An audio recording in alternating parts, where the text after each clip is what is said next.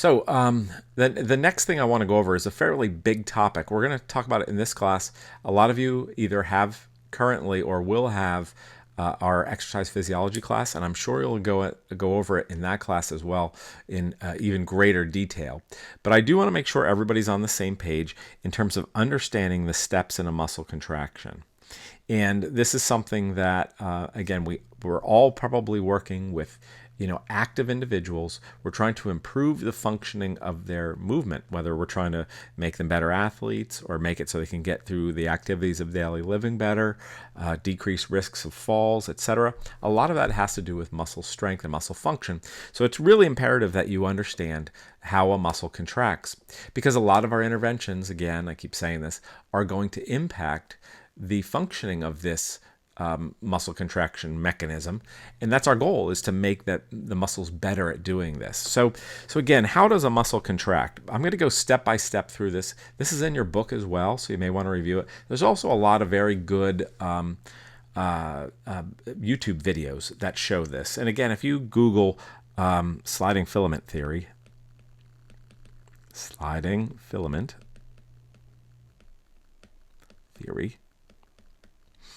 you'll find some good examples. And again, graphically, that may help you understand it better. It's called the sliding filament theory because we have these filaments, or these proteins, that lie next to one another, and they slide on one another when the muscle contracts and relaxes. So let's go step by step, the steps that it takes for a muscle contraction to occur. The first step is a signal. We get a signal from the central nervous system that goes to the muscle fiber, telling it to contract. So I've decided to grab this glass and bring it to my mouth so I can drink it. So my biceps gets a signal from the central nervous system. The signal passes through the synapse to the motor end plate. Again, we said an electrical signal comes down the neuron. It passes to the end of the neuron where it releases acetylcholine, and that acetylcholine is picked up by the cell membrane of the muscle fiber. The cell membrane of a muscle fiber is called the sarcolemma. So the sarcolemma has these receptors for acetylcholine. When acetylcholine is present, it will cause a depolarization, which is a change in electrical polarity of the muscle cell membrane. That depolarization, in this picture, we see the surface of the muscle fiber. The surface of the muscle fiber will depolarize. Okay, so that depolarization spreads over the surface, the outer surface of a muscle fiber. It then passes into the interior of the muscle fiber through these channels that are called T-tubules. The T stands for Tom because I discovered them. That's not true. It's transverse tubules because they go across the cell. But it'd be cool if it was named after me, but it's not. But the T-tubules are basically these pores that allow the electrical current to get inside the muscle fiber, closer to these contractile proteins. The sarcoplasmic reticulum is fun to say, but also is basically an organelle inside the muscle fibers that stores calcium.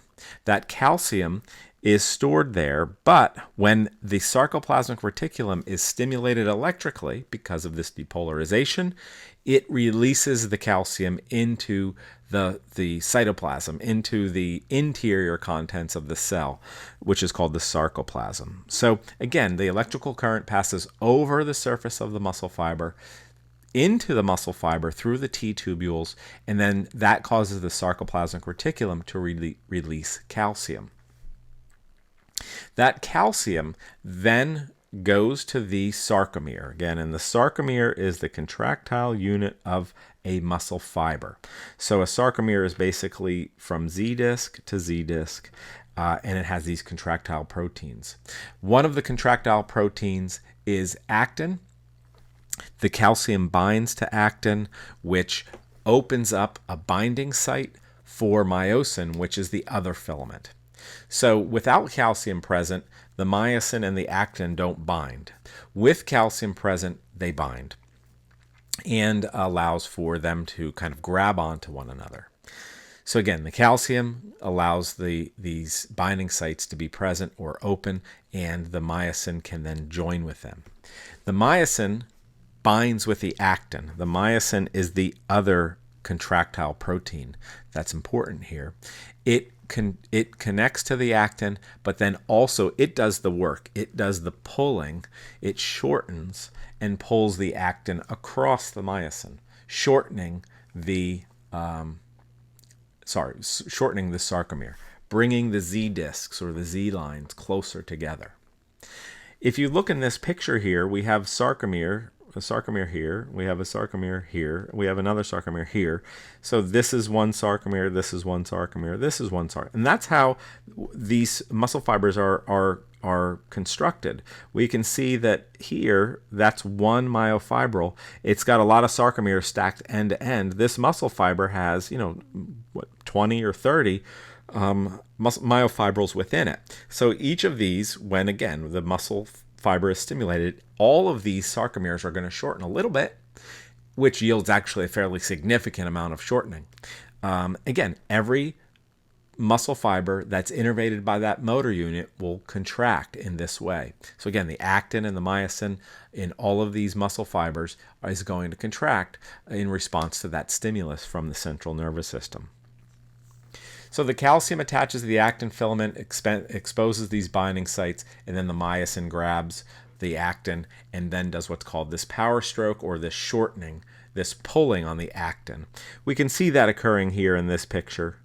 And again, that's going to result in a shortening of the muscle fiber. This requires energy. So energy is required for this shortening of this muscle fiber, which we're going to talk about how we fuel this activity in a little bit. So if we take a closer look at the sarcomere, when again we have the calcium released, the sarcomere is going to shorten. In this top picture on the left-hand side, we have a sarcomere that's at rest. And we can see a good bit of space here between the actin. We can see, again, a certain amount of distance between the Z lines. Okay. When a muscle contracts and is stimulated, what will happen is, again, we'll get this binding that you can see in these pictures of the actin and the myosin, and then the myosin will tug on the actin, pulling the actin fibers towards the middle of the sarcomere, which yields a shortening of the Z line. Okay, so that's how muscle contraction occurs. The actin and the myosin join together and the myosin pull, and the Z line is pulled together. And remember, there's a sarcomere here. There's also a sarcomere on this side, and many more on this side, and maybe many more on that side, which yields a very, even though each sarcomere only shortens a little bit, when you add all of these sarcomeres end to end, it results in a large amount of pull.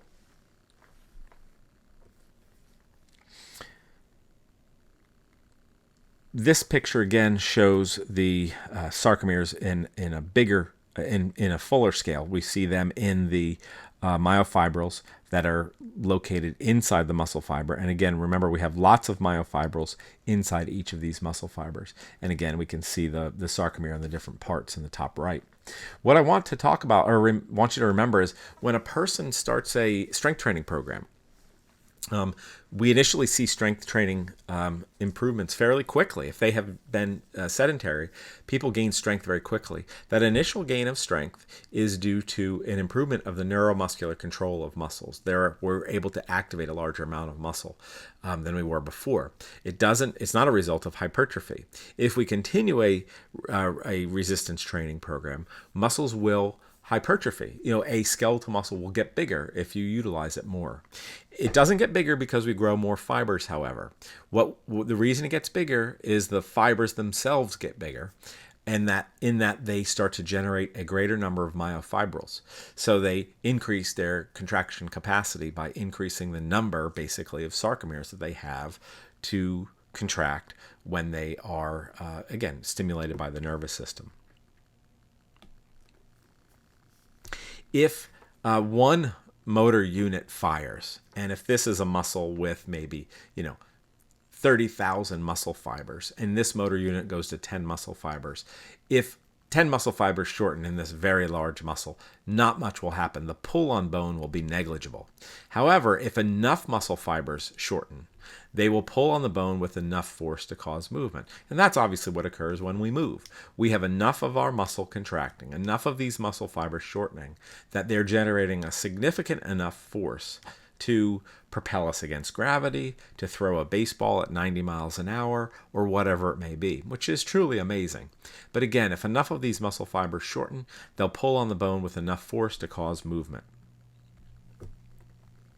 Now, that was pretty complicated. Again, I encourage you to go back and read the text, but also feel free to go to YouTube and look for videos on the sliding filament theory that will graphically depict what I just explained.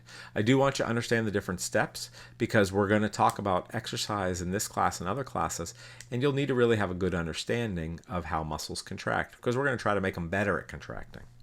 So now, how do we fuel muscle contraction? Again, this is definitely a topic that you'll spend a lot of time talking about in Phys of X.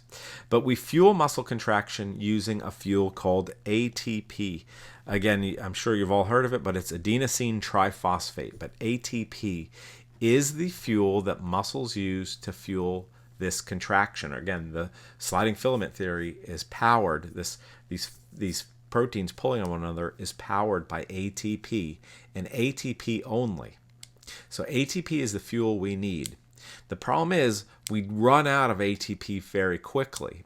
If we need more ATP, then we have to come up with a way to make more. So exercise physiology, in that class, we're going to spend a lot of time talking about how can we be better at generating ATP, regenerating ATP, so that we can continue to use our muscles. Well, we fuel muscle contraction in a couple of ways. If you are not moving and then suddenly start to move, the first way that you fuel that muscle activity is with ATP that's stored in your muscle tissue. So your muscle will store ATP to be used if you suddenly need to fuel muscle contraction. That storage amount, though, is very limited, and you will run out of it very quickly. 10 to 15 seconds of maximal contractions is what you'll get. So you've stored ATP. If you run out of ATP, you can regenerate ATP. You can make more ATP in 3 different ways. Okay, and they're listed in basically the quickest to the longest, which will, the one where you can generate ATP the most quickly to the one that takes a little bit more time. But they're all different and they're all important, all of these systems. The second way that we can fuel muscle contraction is by making or regenerating ATP from another substance that we have stored in muscle tissue called creatine phosphate. So you have, in addition to stored ATP, you have stored creatine phosphate, and you can utilize that to quickly make more ATP. However, again, you'll quickly run out of this creatine phosphate and not be able to produce ATP in this method either. So you do run out of ATP fairly quickly, and then soon after you'll run out of this creatine phosphate, so you'll not be able to regenerate ATP from the second means either. The third way we generate ATP is utilizes glucose, and actually the fourth way utilizes glucose as well. Glucose, or sugar, is a fuel that we will use to make more ATP. We don't use glucose to power our muscle activity. We use ATP to power that, but we can use glucose to make more ATP, to regenerate our ATP. The first way that we use glucose is through what's called an anaerobic breakdown, or anaerobic glycolysis of glucose, where we break down glucose. That produces energy, and we use that energy to make more ATP. We can do that fairly quickly, but it's a dirty way to use glucose, meaning there's a lot of waste products. Those waste products will build up and cause muscle soreness, muscle fatigue, possibly cramping, and so on. So this system also has a limited capacity and can only function for a limited period of time before you end up in so much pain in your muscles that you can't continue to work. The fourth way to regenerate ATP is utilizing glucose, but using oxygen as well. So it's called aerobic breakdown of glucose or aerobic glycolysis. And that is, again, the most energy efficient way to regenerate ATP. It's a fairly clean way. There's not really the negative byproducts and waste products produced. However, we can't do it real quickly. So that's the reason why we can't sprint at our top speed forever, because this method does not produce ATP quickly enough to fuel maximal activity. So again, aerobic breakdown of glucose is going to have a long, it can generate ATP for a long period of time, but not necessarily at a high rate. Not high enough to keep us at a maximal sprint for an indefinite period of time.